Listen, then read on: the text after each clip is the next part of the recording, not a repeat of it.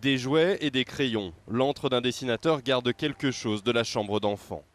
Pourtant, dans la vie, Jonathan Shapiro dit Zapiro a utilisé ses stylos comme des armes.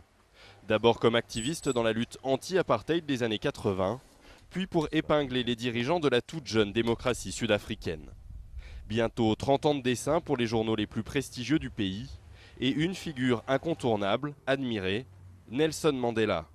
Même s'il a fallu un peu de temps à Zapiro pour arriver à le croquer, lorsque le monde a redécouvert le visage du héros à sa libération de prison en 1990. Quand je l'ai vu pour la première fois, il y avait une chose étrange que j'ai essayé de capturer. Son visage était à la fois amaigri et rond.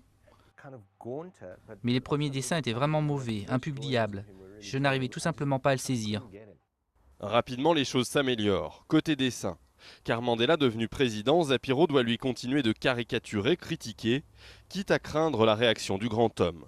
À l'occasion d'une conversation téléphonique, il en parle avec Mandela. Je lui ai dit, depuis notre rencontre, il y a 3 ans et demi, mes caricatures sur le gouvernement et sur l'ANC sont devenues de plus en plus critiques. Et il m'a répondu, oh, mais c'est votre travail. C'est le plus beau moment que j'ai eu dans ma carrière de dessinateur. Je n'en aurai jamais d'autre comme ça. Les successeurs de Mandela n'ont pas fait preuve de la même compréhension. L'actuel président l'a traîné 2 fois en justice. Jacob Zuma n'apprécie guère d'être représenté avec une pomme de douche sur la tête, rappel de ses déclarations de 2005. Bien qu'acquitté dans un procès pour viol, il avait affirmé en audience avoir pris une douche pour éviter d'être contaminé par le sida après des rapports non protégés. Zapiro l'a aussi représenté à 2 reprises en train de se préparer à violer Dame Justice. Jacob Zuma lui réclame pour cela plus de 500 000 euros. Je ne suis pas inquiet car je sais que nous allons gagner. Je sais aussi que cela va lui créer plus d'embarras ici et sur la scène internationale. Tout ce que cela fait, c'est de me rendre plus célèbre. Je ne l'ai pas demandé, mais ce n'est pas grave.